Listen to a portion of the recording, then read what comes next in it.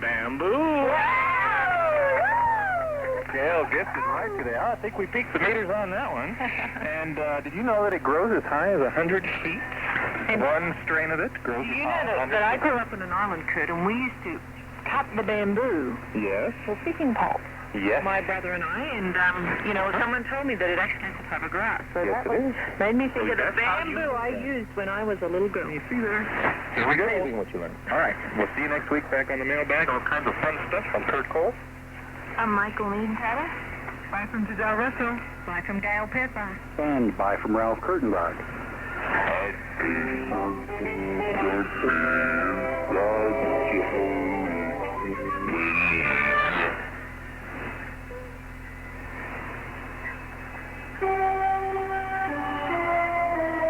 The Voice of the Andes, HCJB, from Quito, Ecuador, is broadcasting in the English language in the 31 and 25 meter band frequencies of 9745 and 11925 kilohertz. The time in Quito is 10 p.m. Eastern Standard Time. The very thing is 0300 UTC.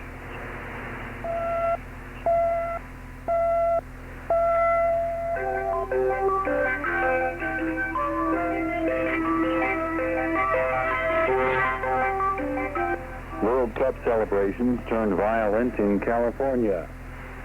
The French arrived too late in Rwanda for most Tutsis, and one ceasefire is put in place while another is promised. With news from Latin America and the world, I'm Ralph Kurtenbach. In California, USA, fans celebrating a Mexican World Cup victory threw rocks and bottles at police for more than an hour. That is the first World Cup violence in the United States. I'll have more on the games played on Saturday in the World Cup finals in the U.S. in just a moment. Argentine President Carlos Menem says Argentina will support a stronger United Nations mission to enter Haiti if Haitian military leaders forfeit power. Menem told U.S. President Bill Clinton he would support any UN resolution to oust Haiti's military rulers as soon as possible, but he says using military force if sanctions fail was not discussed at the two leaders' White House meeting. France and Canada have also promised to contribute troops to a stronger UN mission. In October, the UN sent a mission consisting mostly of U.S. troops along with some Canadians. An unruly mob in Port-au-Prince turned the mission back from landing in port. Haiti's prime minister says that that Caribbean nation is paralyzed by World Cup soccer mania, preventing any changes before the final game played in mid-July. That's the statement of Prime Minister Robert Malval.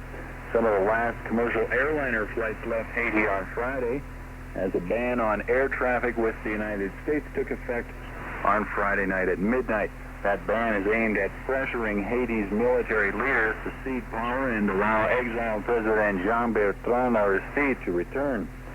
Malval said the recently tightened sanctions were starting to hit the rich elite. Meanwhile, a CBS News poll in the U.S. says most U.S. citizens are unconvinced that tougher sanctions will work. 58% said they think sanctions will hurt ordinary Haitians. 27% said they think sanctions will help restore democracy. The poll says 25% of nearly 1,000 U.S. citizens favor sending U.S. troops to Haiti, while 68% would favor sending troops if fellow U.S. citizens are endangered. The U.S. says more Haitians applying in Haiti for U.S. refugee status have been successful. State Department spokesman Mike McCurry says the U.S. has tried to persuade Haitians to apply to immigrate to the U.S. at processing centers within Haiti rather than setting off to sea. He says he's seen a marked increase in successful applications. However, human rights activists say the U.S. statistics and claims are suspect. In Mexico, opposition candidate Cuauhtémoc Cárdenas predicts Mexico's economy would grow by an annual 6% within 2 years if he is elected. Cárdenas is the candidate of the left-leaning Democratic Revolutionary Party, the PRD. He says the growth would be based on a 25% increase in public and private investment and the creation of up to 1 million new jobs annually. Mexico's economy grew by 0.4% in 1993 and by 0.5% in the first quarter of 1994. The presidential election is set for August 24th, and the new president will assume power December 1st, 1994. On Friday, Mexico's Interior Minister announced that he is resigning. He had been due to oversee the elections to make sure they are fair, but he proclaimed his disappointment at efforts to undermine that country's electoral process.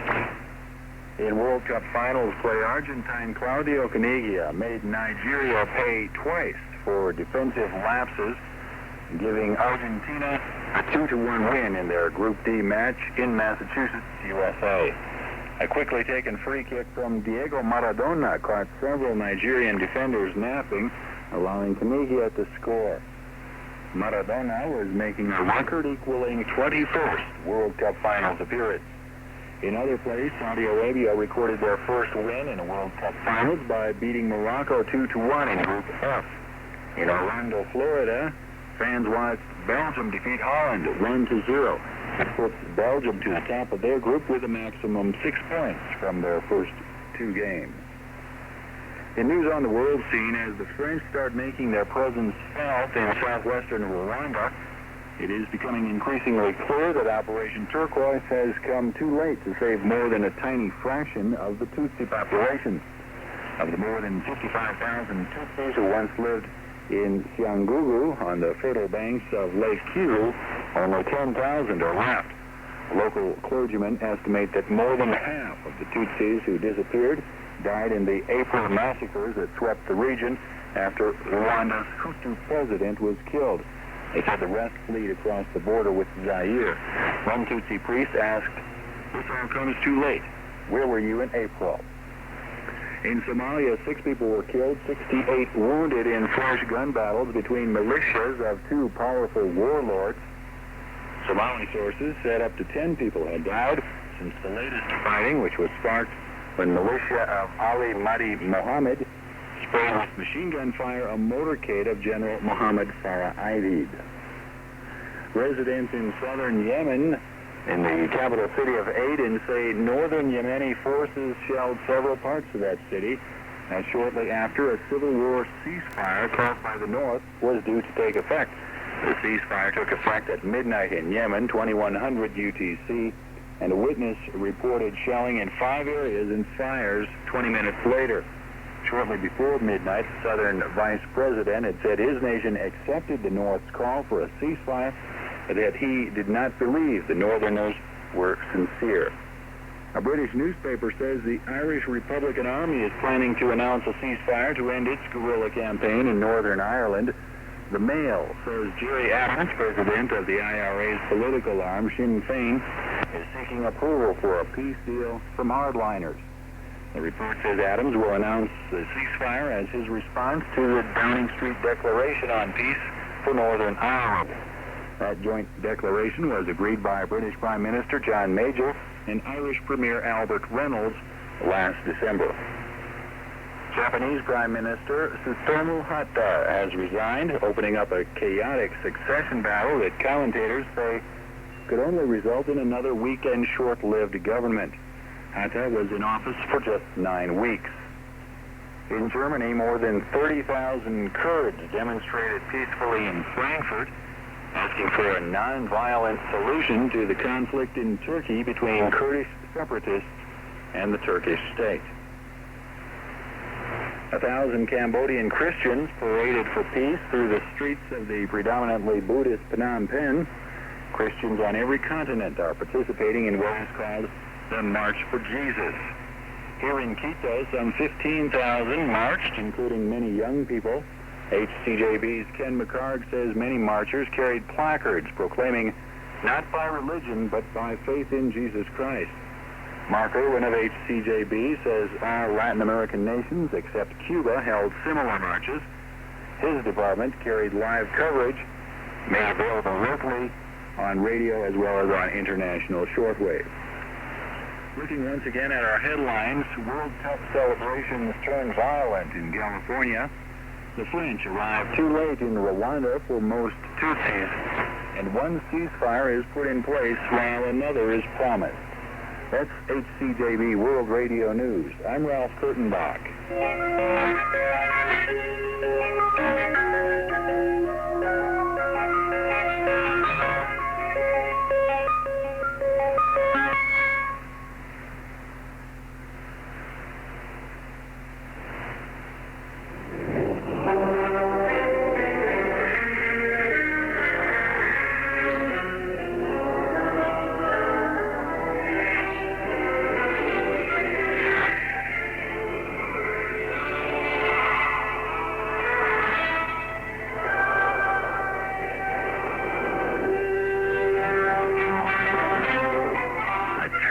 Week in Ecuador. A review of the Grundig Yacht Boy 400. And what is the difference between UTC and GMT?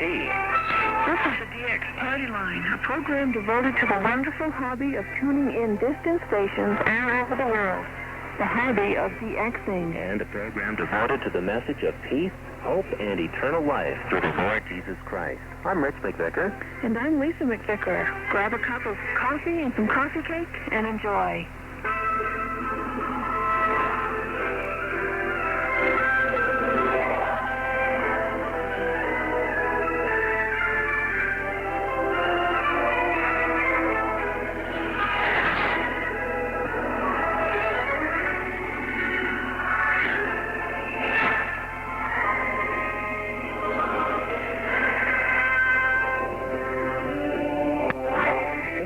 Quite a stressful week for Ecuador. About a week ago, thousands of indigenous people, organized under the Confederation of Indigenous Nations of Ecuador, began to actively protest a new land reform law.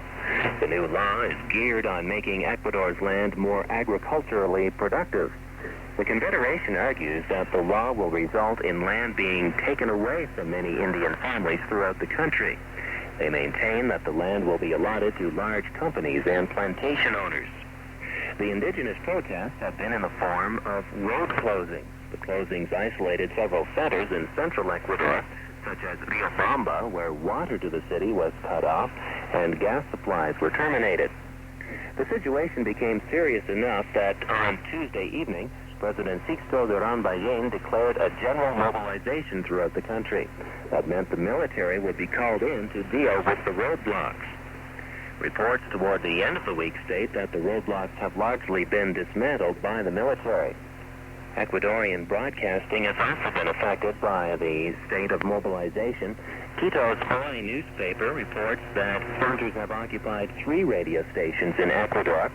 Escuelas Radiofónicas Populares in Riobamba was occupied late Tuesday evening, and early Wednesday morning, soldiers entered through the roof of Radio Latacunga, a medium-wave station in the city of Latacunga. They arrested 2 workers at the station. Later, the station director, a Colombian nun, and another employee were also arrested. Hoy newspaper states that Radio Ingapirca was also seized. That is down in Cañar province. They are also on medium wave. The newspaper says the reason for seizing all of the stations was that they were feeding the climate of agitation and violence in the country. There are reports of a 4th station in the south part of the country also having been seized. Henrik Clements in Bogota, Colombia, has been keeping an ear on the broadcasting situation in Ecuador. Henrik mentions that he was recording a statement the other day on Escuelas Radiofónicas in Riobamba, where the station was explaining why they were opposing the bill. Henrik says he believes the station was off the air on Thursday, but Friday morning they were on the air. In Australia, you'd eat a meat pie. In Great Britain, you'd pick up a packet of fish and chips. And in North America, anything goes, from hamburgers to pizza to ice cream. But what constitutes street food or fast food here in Latin America? You can find out on an upcoming edition of What's Cooking in the Andes here in HCJB. Other future programs feature the herbs used here in Quito and the recipes of a cook who specializes in East Indian cooking. Now tune in What's Cooking in the Andes on HCJB. To start us off this week with our tuning tips, we have tuning tips from Max Heidel from Ocean Springs, Mississippi. Venezuela YVTO Observatorio Cagigal. Max heard this time and frequency station on 5000 kilohertz, 5000 kilohertz, at 21:45 UTC, with time tips and Spanish announcement. Observatorio Cagigal, Caracas, Venezuela, which was played twice, followed by a time announcement. There was heavy interference from WWV in Colorado on the same frequency. Croatia, Croatian radio from Zagreb on 13830 kilohertz, 13830 at 2100 UTC. 2100 with English language newscast for 10 minutes, followed by Croatian programming for the remainder of the hour. Signals were fair. Sudan National Broadcasting Company in Omdurman. Max was tuned to them on 7200 kilohertz at 0300 sign-on. They played the interval signal, which Max says sounds a bit like a xylophone, followed by programming in Arabic. Signals were strong and clear. Jordan, Radio Jordan from Amman on 11940 kilohertz, 11940.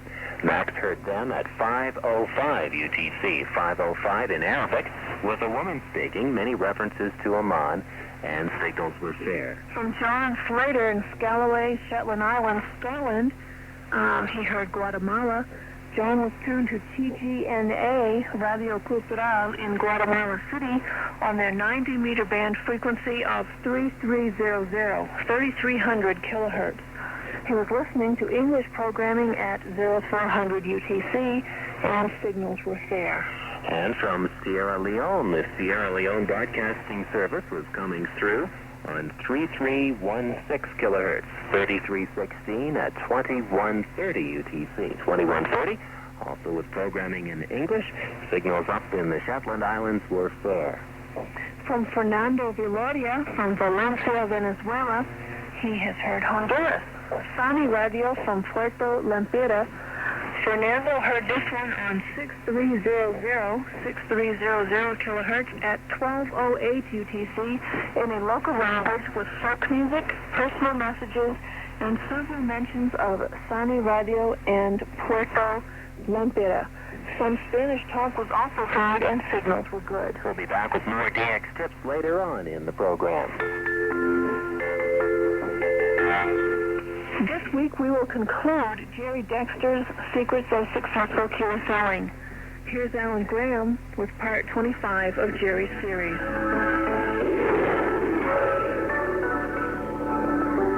Call them QSLs or verifications or varies or confirmations or acknowledgments. These replies from radio stations, which are so avidly sought by such a large number of radio hobbyists, are much more than print and paper. They represent a historical continuity which dates almost from radio's beginning and runs practically through the whole radio spectrum.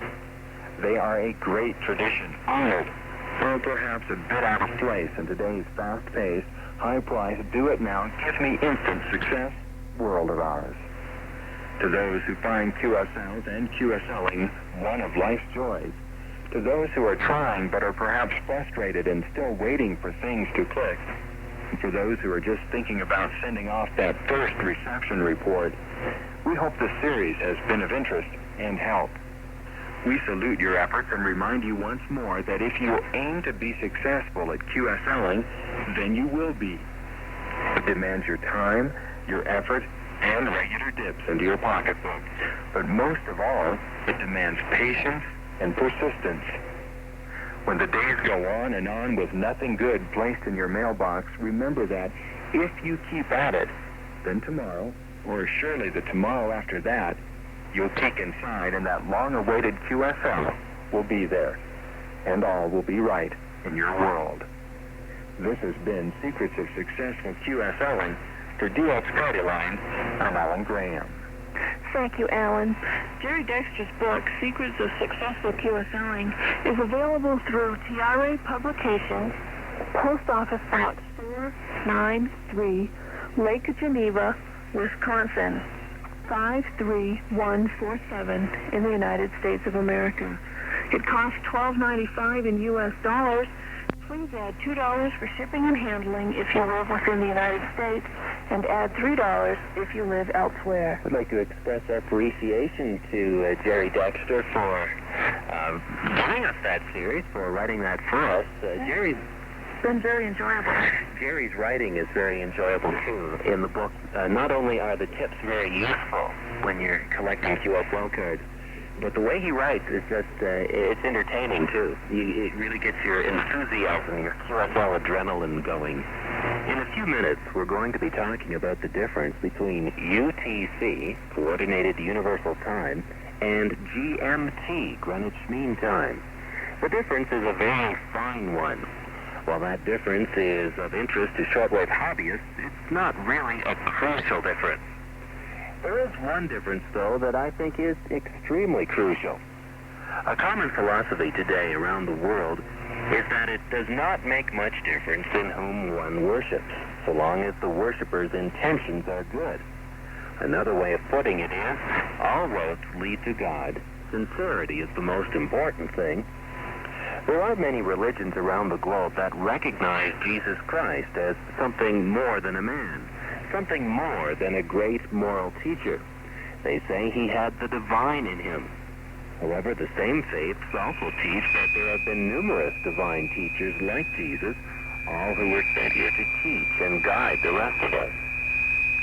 Jesus made a statement that does not seem to cause a great deal of offense to followers of such religions, but I think it should.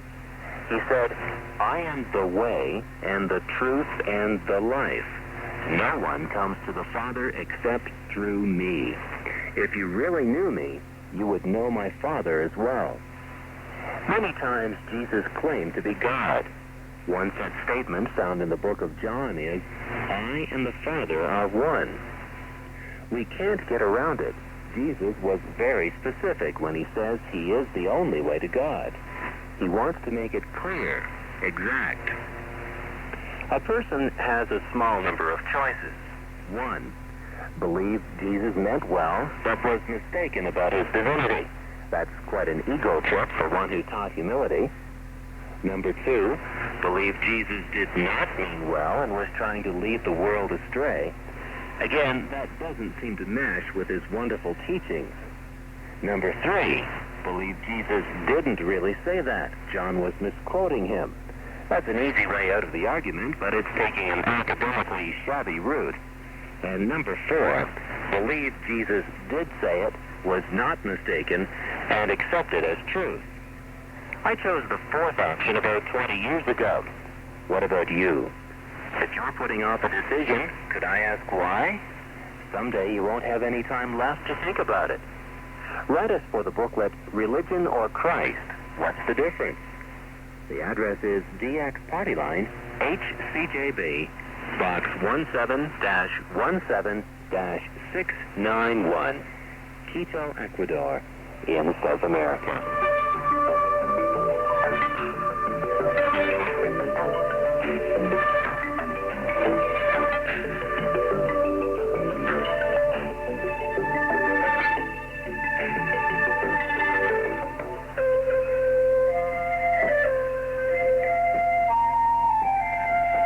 From the May issue of DX Ontario, from the Ontario DX Association, Andy Reid reviews the popular Grundig Yachtboy 400 receiver. Andy writes, "I won't bore you with figures on frequency coverage and so on. Suffice it to say that this receiver covers the entire shortwave band, as well as the usual long wave, medium wave, and FM broadcast bands. The Yachtboy 400 has no tuning knob. This is not such a problem. The up and down tuning buttons are well placed when the unit is held. The unit grabs frequencies immediately at the touch of the up and down buttons. The listener can select 1 kilohertz or 5 kilohertz tuning steps on the shortwave range, and this setting is kept in memory. The keypad incorporates Grundig's well-thought-out logic to frequency entry. Entering 25, for example, puts the receiver into the middle of the 25-meter or 11 megahertz broadcast band. This feature is also applicable to amateur bands. For example, entering 20 will put the receiver into the 20-meter or 13 megahertz ham band. any frequency can be entered for any band at any time.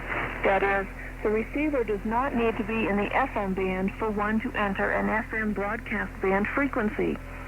The Yacht Boy 400 has a number of relatively standard features, such as an auto timer, tone control, and a tilt-up stand with a map on the back. It also has a nice set of bonuses, such as a nightlight. There is also a snooze button so that one may nod off to one's favorite noise. On the display is found the clock readout, which ticks off seconds when the unit is off. When it's on, the clock is still indicated in a different portion of the display, but without seconds. On the clock, a second time zone can be programmed. Frequency readout is displayed to the kilohertz and on FM to an accuracy of 50 kilohertz. Comparing sensitivity, I found the Yacht Boy 400 only just kept up with the Panasonic RFB65. Testing this on my service bench at work seemed to confirm this, especially on higher frequencies. Compared to the Panasonic, though, the Yacht Boy 400 has far superior audio, 2 bandwidths, and a much more responsive tuning indicator. Indeed, the bandwidth filters are much sharper, allowing weaker signals through the high number of powerful stations on the bands. I would guess the filters are 5.5 and 3.8 kilohertz filters. The Yacht Boy 400 takes 6 AA batteries. There is a low battery indicator, but it only comes on when the receiver shuts down because of low voltage. An AC adapter does not come with the receiver. There is a pull-out antenna on one of those nifty reel devices, and stereo earplugs are supplied. The response on AM modulation is good, while that of FM is less than what I had expected from a Grundig receiver. Although better than others, it overloaded. I found myself wrestling with the antenna and DX switch to bring in Toronto FM stations. Keep in mind, though, that I live within 2 kilometers of 2 50-kilowatt FM stations. Single sideband reception is by way of a BFO. It's a rotary knob on the side, which varies by plus or minus 1 kilohertz. The instruction manual leaves something to be desired, but I found the receiver so straightforward to operate that I didn't need it much. For $300 Canadian dollars, that would be about 225 US dollars, this is a worthy unit. It's not made for radio teletype or tropical band DXing, but for the price, a purchaser has a receiver with 2 bandwidths, a nightlight, user-friendly indicators in operation, and very pleasant sound. Thank you to Norham Radio and Stephen Canny for the use of this receiver. And our thanks to Andy Reid and the Ontario DX Association for that review. It may not sound terribly novel, but it does have some very unique quality. Saludos amigos, or greetings, friends. That's HCJB's voice of worldwide friendship. Each Sunday, we take delight in perusing our mailbag to acknowledge many friends who have taken the time to write to us from various nations. Other-related banter and suitable musical treats are also included. Ken McCarg is the man in charge, and I know he'd be grateful for your company this Sunday on Saludos Amigos.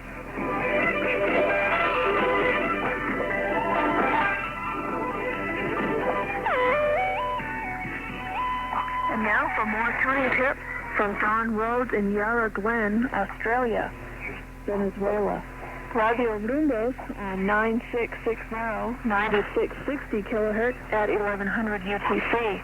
Don says signals were fair. Singapore on 6155 kilohertz, 6155. Don was listening to Radio Singapore with their English language domestic service. This was at 952 UTC.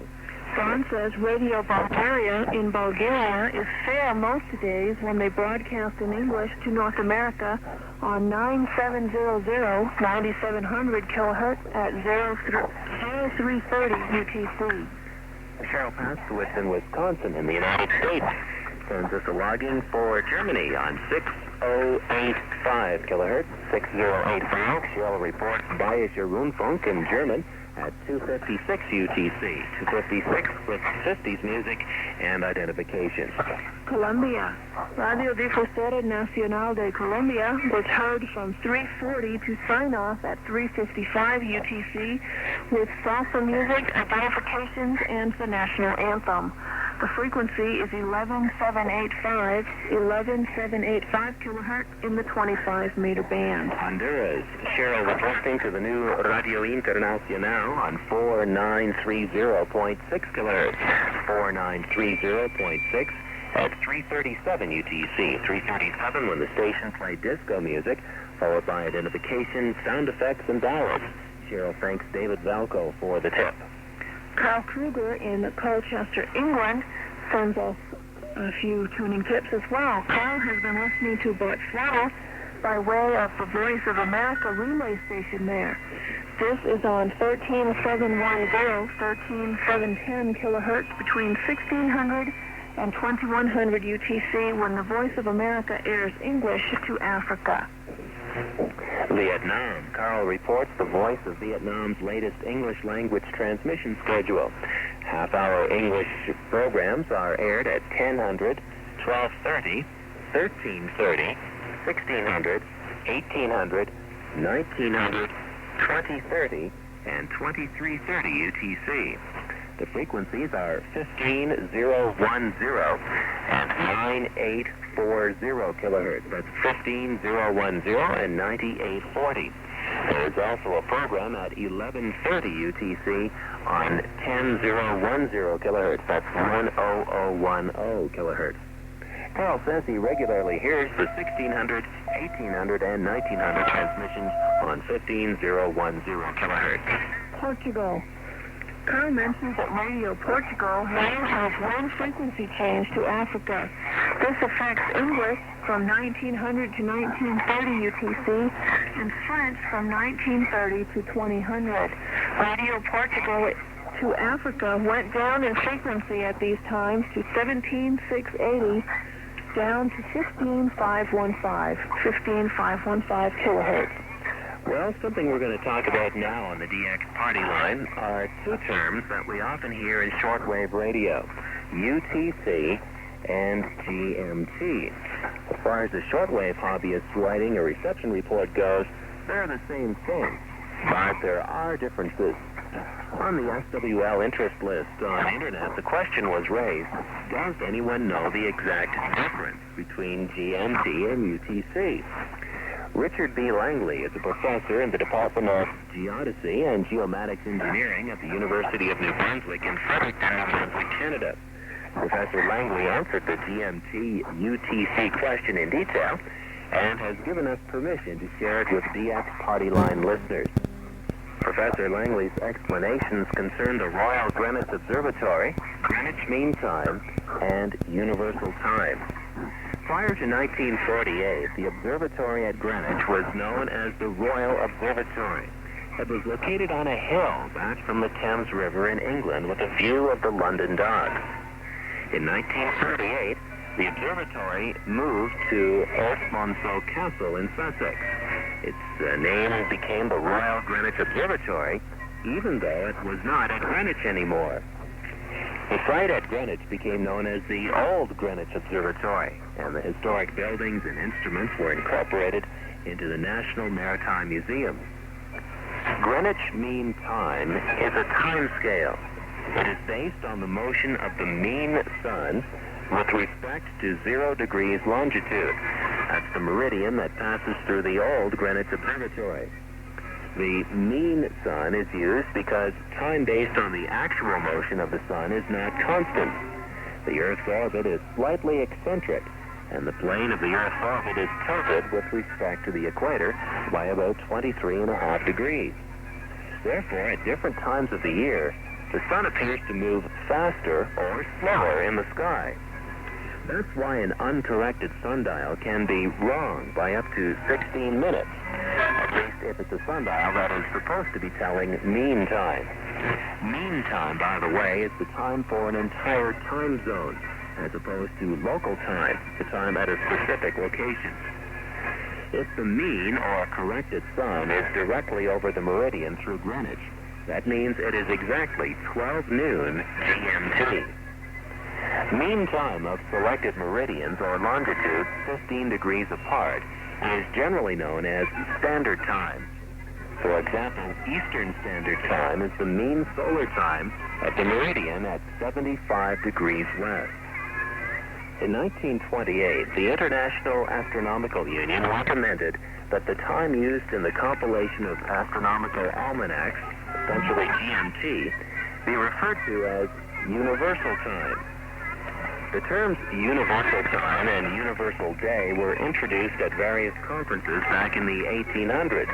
Those conferences were held to set up the system of standard time. Now, there are actually a couple of different kinds of universal time, or UT. UT, that is determined by astronomical observations at a particular observatory, is known as UTO.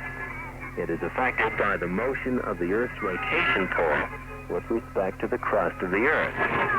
Now, if UTO is corrected for this effect, we get UT1. UT1 is a measure of the true angular orientation of the Earth in space. However, because the Earth does not spin at exactly a constant rate, UT1 is not a uniform time scale.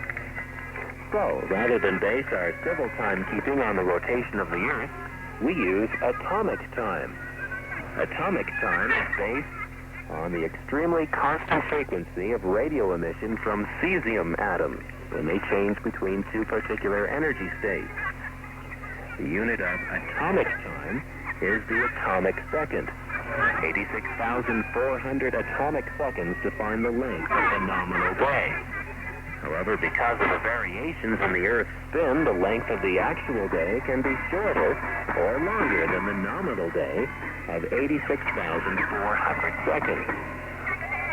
The familiar UTC is the timescale based on the atomic second, but corrected every now and again to keep it in approximate sync with the Earth's rotation. The corrections show up as the leap seconds put into UT3 from time to time. Usually that's done on New Year's Eve. With these leap second adjustments, UTC is kept within 0.9 seconds of UT1. Our thanks to Professor Richard Langley of the University of New Brunswick in Fredericton for that detailed explanation. Most shortwave listeners are familiar with the many time and frequency stations operated around the world, such as WWV in Colorado, CHU in Ottawa, Canada, or HCJB in Tokyo, Japan. However, the good old BBC's 6 time pips at the top of each hour are extremely accurate time signals as well. Professor Langley mentions that since February of 1990, the BBC's 6 time pips have been synchronized to UTC by using signals from the Navstar Global Positioning System. These signals are picked up by a receiver atop one of the BBC's buildings in London. Professor Langley recommends the book Greenwich Time and the Discovery of Longitude by Derek Howes, published in 1980 by the Oxford University Press. He mentions that although the book is out of print, one may be able to find it at the public library. Again, the book is called Greenwich Time and the Discovery of Longitude, and the author's name, Derek Howes, Howse. We have a number of correct answers in our little Name That Tune thing that we've done, and we're going to play it again. And if you think you know what the tune is, you write to us and let us know.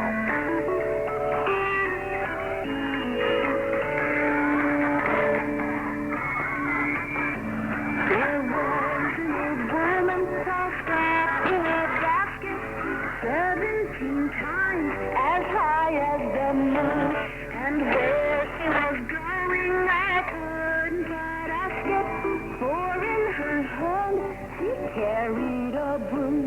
Oh woman, oh woman, oh woman,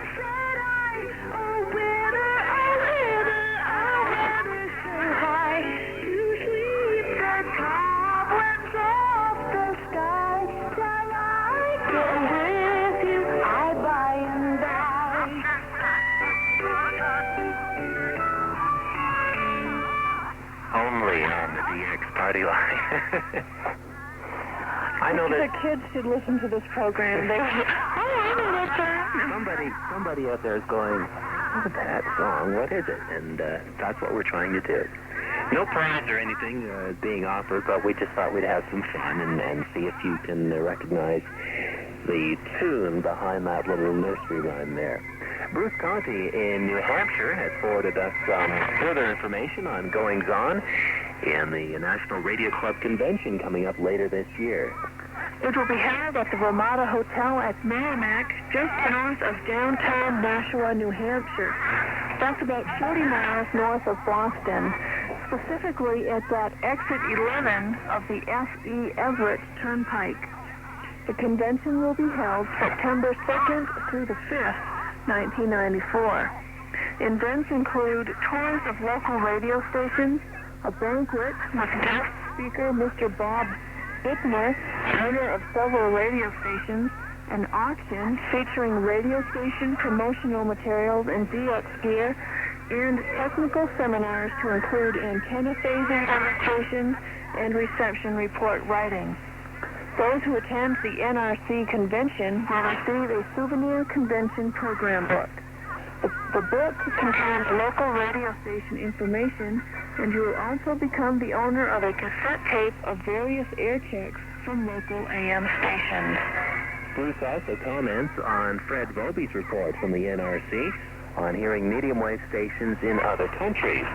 Bruce says from New Hampshire there really is a lot of DX to be heard on medium wave frequencies. Powerful signals from Algeria on 891 kilohertz and Saudi Arabia 1521 are often heard in the central United States and Canada. Here on the Atlantic coast, stations from Spain and the Canary Islands are heard without much difficulty, and stations from Colombia, Venezuela, and from Caribbean islands come in like locals, especially during winter auroral conditions.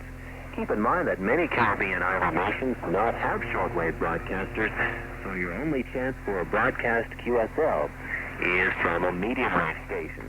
Thanks very much, Bruce. And incidentally, talking about medium wave signals from far away, we have about 4 or 5 reports now from the eastern seaboard of the United States on the DX Plus we ran on 690 kilohertz a few weeks ago. We'll be running that test again in a few months when people in different parts of the world might have a better chance at hearing the test, and we'll give you a date for that probably pretty soon now. A number of weeks ago in DX Party Line, we brought you a report from Francis Lamont newspaper concerning broadcasting off the coast of Haiti, as in off of a ship. Now it looks like the plan is to broadcast from an airplane. The U.S. government and ousted Haitian President Jean-Bertrand Aristide are trying to set up an airborne radio station according to Reuters. The station, possibly called Radio Democracy, would broadcast pro-democracy messages to pave the way for the exiled leader's return. Radio Democracy would tell soldiers and police they have nothing to fear from Aristide's return and appeal to Haitians not to take to the seas to escape their country. Aristide was overthrown 8 months after winning a landslide victory in December of 1990. U.S. Embassy spokesman Stanley Schrager is giving few details about the radio station. However, he does say broadcasts will be relayed from a plane to Haiti for a small number of hours per day. 75% of the population of Haiti cannot read and so rely on radio stations for news. So we've heard about floating radio stations and now flying radio stations. Well, we'll see what actually happens around that Caribbean island nation of Haiti. That'll be interesting. Lisa, you've got a letter from the First Lady of Shortwave Radio Listening. Yes, I have a letter from Audrey McNeil from Blackpool, England, and she has sent us this little note in her letter that says, I had a letter from the hostess of Voice of Turkey's DX Corner last week in which she said she is handing over the program to me. I sent her a tape as requested and also added a few DX hits and frequencies on it, and I mean a few. Yet she says she has made a program around that. This is to be in July. In June, she tells me she has made a program in her series In Your Own Words and found items sufficient to feature me in one. I was so moved by that kindness. That's neat, Audrey. We'll be listening to the Voice of Turkey's DX Corner every week in July. Make sure we hear that. Yeah, we definitely want to hear that.